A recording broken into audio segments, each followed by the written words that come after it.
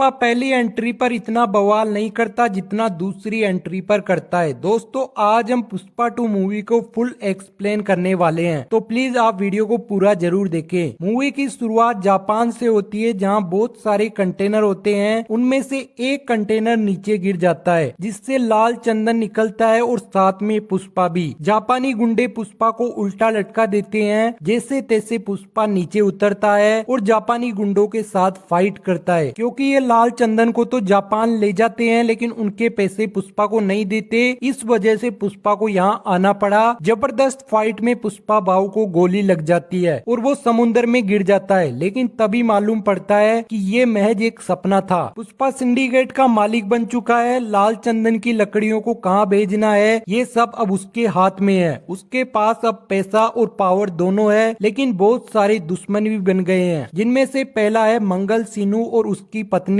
दूसरा है आईपीएस भंवर सिंह शेखावत, जो पुष्पा को लाल चंदन के साथ रंगे हाथों पकड़ना चाहता है और अपना पुराना बदला लेना चाहता है। वो एक प्लान बनाता है। जब पुष्पा के लोग जंगल में लाल चंदन की लकड़ियां काटने जाते हैं, तब वह भी उनके साथ मजदूर बनकर जाता है, ताकि उनको रंगे हाथ पकड़ सके। पेड़ काटने के बाद शेखावत पुलिस वालों को बुलाकर सबको चंदन के साथ पकड़ लेता है और पुलिस स्टेशन में बंद कर देता है। शेखावत कुछ काम से बाहर चला जाता है, तभी वहाँ पुष्पा अपने लड़कों को छुड़ाने आता है। पुलिस वाले पुष्पा के कहने पर भी मजदूरों को नहीं छोड़ते कि शेखावत सर हमें सस्पेंड कर देंगे। तब पुष्पा उन सबको सैलरी से लेकर पेंशन तक के पैसे देकर रिटायर कर देता है और मजदूरों को छुड़ा देता है। यहाँ से पुष्पा का रूल शुरू होता है। पुष्पा अपनी पत्नी श्रीवल्ली को कहता है कि आज मैं सीएम के पास जाऊंगा, कुछ जरूरी काम है। तभी उसकी पत्नी कहती है कि आप सीएम के साथ एक फोटो ले लेना ताकि दीवार पे लगा सके। पुष्पा सिद्धप्पा के साथ सीएम के पास जाता है, उनको एक गिफ्ट देता है। तभी एक मीडिया वाला पुष्पा और सीएम दोनों की साथ में फोटो ले लेता है। सीएम उसे डिलीट करवाता है और कहता है ये माफिया है, इसके साथ मेरी फोटो बाहर आएगी तो मेरी क्या इज्जत रहेगी। पुष्पा को बेइज्जत करता है। तभी पुष्पा सोच लेता है कि सिद्धप्पा को सीएम बनाऊंगा, चाहे कितना भी पैसा लगे। पुष्पा सिद्धप्पा को दिल्ली भेज देता है सेंटर मिनिस्टर के पास। 500 करोड़ में सेंटर मिनिस्टर राजी हो जाते हैं सिद्धप्पा को सीएम बनाने के लिए। पुष्पा लाल चंदन की डील करने के लिए श्रीलंका जाता है। 2000 टन लाल चंदन की डील उनके बीच में होती है। पुष्पा श्रीलंका से रेड कलर का एक हेलीकॉप्टर भी अपने साथ लेके आता है। पुष्पा सिंडिकेट के लोगों को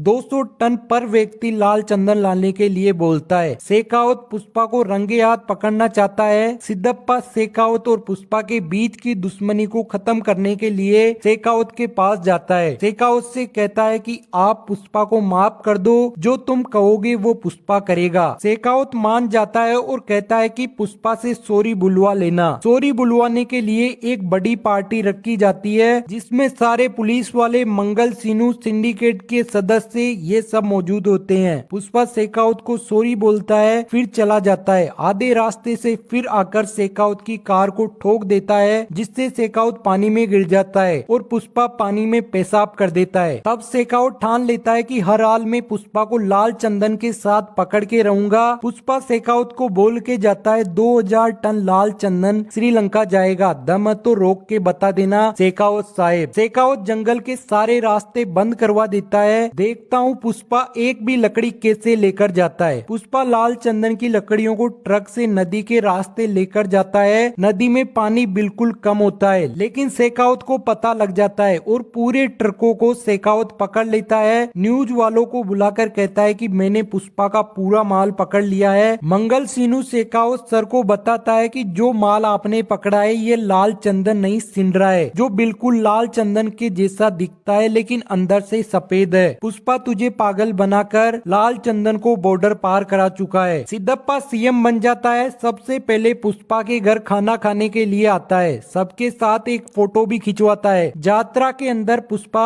बेटी होने के लिए मन्नत मांगता है और आग पर जबरदस्त डांस करता है। यात्रा में कुछ गुंडे पुष्पा की भतीजी को छेड़ देते हैं, जिन्हें पुष्पा बुरी तरह मारता है और आधा गंजा करके बेइज्जत करते हैं। जिसका बदला लेने के लिए वो पुष्पा की भतीजी को किडनैप कर लेते हैं। पुष्पा के भाई से 2 करोड़ रुपए मांगते हैं। पुष्पा की भाभी पुष्पा के घर आती है और अपनी बेटी को छुड़ाने के लिए काफी विनती करती है। तब पुष्पा घर का दरवाजा बंद कर लेता है और गन लेकर बाहर आता है। सारे शहर को बंद करवा देता है, जब तक मेरी भतीजी नहीं मिलती कोई कहीं नहीं जाएगा। पुष्पा अपना पावर दिखाता है। पुष्पा के पास सीएम का फोन आता है और कहता है कि तेरी भतीजी को किसी और ने नहीं, सेंटर मिनिस्टर प्रताप रेड्डी के भतीजे ने उठाया है। तू इस मामले से दूर रह, सेंटर मिनिस्टर काफी पावरफुल है, वो ऐसे ही सेंटर मिनिस्टर नहीं बना। पुष्पा के पास किडनैपर का फोन आता है और वो पुष्पा को कहते हैं कि अकेला आना, किसी को भी साथ लेके मत आना। पुष्पा अपनी भतीजी को छुड़ाने के लिए अकेला किडनैपर के पास जाता है, जहां पुष्पा के दोनों हाथ और पैर बांध देते हैं। पुष्पा को बुरी तरह मारते हैं, उसकी भतीजी को भी छेड़ते हैं। पुष्पा दोनों हाथ पैर बंधे होने के बाद भी जबरदस्त फाइट करता है। पुष्पा सेंटर मिनिस्टर के भाई और उसके बेटे को फाइट में मार देता है, जिसके बाद वो अपने घर आ जाता है। पुष्पा का भाई पुष्पा के घर आता है अपनी बेटी की शादी का कार्ड लेकर और पुष्पा को देकर चला जाता है और कहता है तू नहीं आएगा तो वो